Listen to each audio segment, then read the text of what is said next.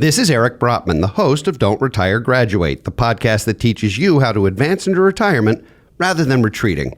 Welcome to Office Hours, where we answer listeners' questions about personal finance, retirement readiness, and more.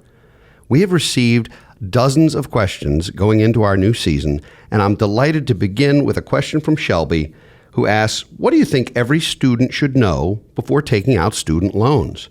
Shelby, I love that question. And, as we're getting back to school here for a new season, one of the things that young people have to grapple with right now, not only is the cost of education, but the rising cost of funds. So with interest rates going up, we're going to see student loans actually get more expensive, not less expensive. And of course, college is getting more expensive, not less expensive as well. So there's a bit of a perfect storm for young people. And before taking out a student loan, you really have to sit down and think about several different aspects. Number one is it really a good investment? And what I mean by that is, are you taking a student loan because you're going to get a superior education or credential or opportunity that's going to be worth what you're borrowing? And I know that's a difficult question to answer at 17 or 18 years old, but there are certain programs, certain schools, certain majors that have better ROI or return on investment than others. And if you are going to borrow money in order to get an education, you need to make sure the education you're getting will afford you the ability to pay back the loan you're taking. And so it depends what kind of career you're going into. If you're going into aerospace engineering or finance or law, sure, that might work.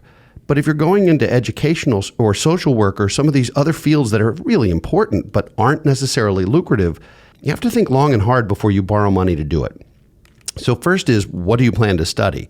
Second is there another way to get a similar or almost the same education without taking that loan? So if you look at School A and School B, and School A requires you to borrow $20,000 to get a degree, and School B doesn't, and they're both the same degree, while School A might be where your heart is and where you'd love to spend the next 4 years of your life, you have to think a lot about the hole you're digging for yourself financially. And so if you can avoid student loans, we almost always suggest that you do, unless it's truly an investment. Now, I will tell you, I feel differently about graduate school than undergraduate school in most cases, because graduate school really is as much a professional expense as it is an educational one. So I consider that an investment, borrowing to further your career at a high level. But I don't think undergraduate school is a particularly good value, and it's not a great place to borrow money, because you can get out of undergraduate school and still have a difficult time finding a job, and yet suddenly you're making these loan payments, and a lot of times that really won't work out well for you financially. When you try to build financial independence, it's hard enough starting at zero. But when you take student loans, especially for undergraduate school, you're not starting at zero. You're starting at negative $10,000 or $30,000 or $100,000, and that makes financial independence so much tougher to reach. So that's the second thing. The third thing I would say is you have to understand how the loan works. Is it subsidized or unsubsidized? And the reason that's important is that in a subsidized loan, typically you're not accruing interest while you're in school. So that really what you've got is an interest-free loan for those 4 years, and then you start accruing interest on it. So it gives you a fighting chance at being able to find a job without having interest accrue. If a note isn't subsidized, then interest is accruing as soon as you start borrowing, and in a perfect world, you'd be making payments while you're in school. And if you could do that, you might not be taking a loan in the first place. So, Shelby, I would say, I know it's a big decision. It's a hard decision for young people. It's a hard decision for parents. We all want the best for our kids. And I say that having a middle schooler who I want to go to any college she gets into.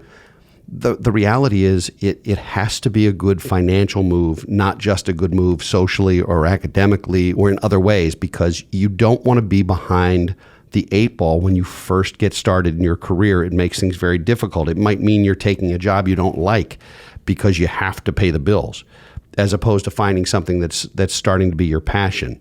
There are a lot of pitfalls of having those student loans, and if you're going to med school or getting a degree, a master's in finance or something, I get it, and the grad school piece makes some sense.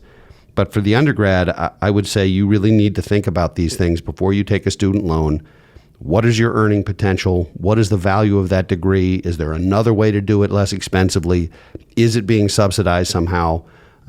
Are you getting a return on your investment like any other investment you make?